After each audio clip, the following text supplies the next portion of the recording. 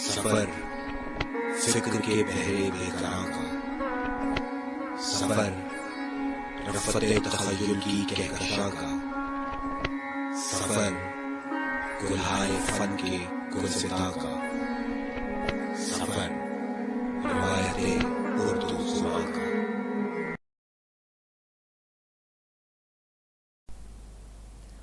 बिस्मिल्लाहिर्रहमानिर्रहीम। मैं हमाद रज़ा Abbasi superior college डेरा गाजी खान से। आज हमारा मौजू है सवाल नंबर 1। सवाल नंबर 1 में हिस्सा मारूज़ी होता है जो कि मुकम्मल जो है वो 20 नंबर का होता है। 5 नंबर जो हैं वो होते हैं हमारे दुरुस्ती फ़िक्रात बालिहाज़ तज़किर व तानीस। इसमें बेटा हम ये देखेंगे कि जुमले जो हैं वो दिए जाते हैं, उन जुमलों को हमने मुज़क्कर मुअन्नस के लिहाज से दुरुस्त करना होता है।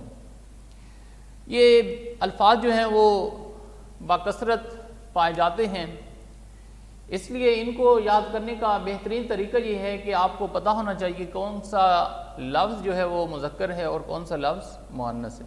इसलिए आपने पढ़ा होगा कि इस्म ऐसा कलमा जो किसी शख्स या चीज़ के नाम को ज़ाहिर करे इस्म कहलाता है। इस्म की अक़साम, इस्म की बुनियादी तौर पर 4 किस्में हैं। इस्म बालिहाज़ मानी, इस्म बालिहाज़ बनावट, इस्म बालिहाज़ जिन्स, इस्म बालिहाज़ गिनती। तो बुनियादी तौर पर ये 4 अक़साम हैं।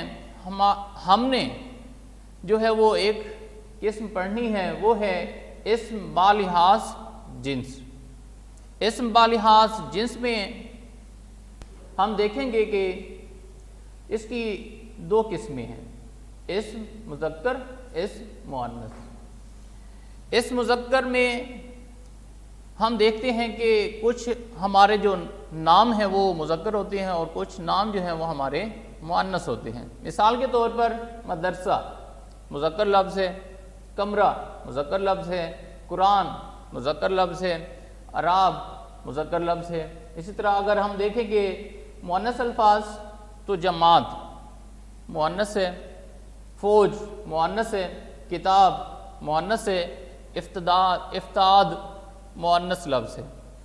तो इनको जब हम याद करेंगे तो इस तरह याद करेंगे कि फ़ौज के साथ हमेशा मुअन्नस फ़ेल जो है वो इस्तेमाल होता है। मसलन फ़ौज आ रही है, कभी भी हम ये नहीं कहते कि फ़ौज आ रहा है, क्योंकि फ़ौज मुअन्नस है, इसलिए हम इसके साथ फ़ेल भी हमेशा मुअन्नस लगाएंगे। तो हमारे सिलेबस में जो चंद अल्फाज हैं वो हम देखते हैं। आपके सिलेबस में इस हफ्ते में 1 से 50 अल्फाज शामिल हैं शरह सरमाया उर्दू के मुताबिक। तो बेटा मैंने इनमें मुज़क्कर को अलग, मुअन्नस को अलग लिख दिए हैं ताकि आपको याद रहे कि कौन सा लफ्ज़ मुज़क्कर है और कौन सा लफ्ज़ मुअन्नस। तो सबसे पहले है तकर्रुर, उसका तकर्रुर हो गया।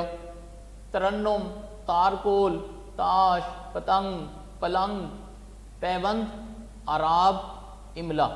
इमला पे अक्सर बच्चे लिखते हैं इस लफ्ज़ की इमला। तो जब भी इमला का लफ्ज़ आएगा तो आपने लिखना है का, इस लफ्ज़ का इमला दुरुस्त है। इसी तरह आपके 2 मानी हैं। आप जब पानी के लिए इस्तेमाल होगा तो मुज़क्कर, आप जब चमक दमक के लिए इस्तेमाल होगा तो मुअन्नस। आप मुज़क्कर में भी आया हुआ है और आप मुअन्नस में भी आया हुआ है।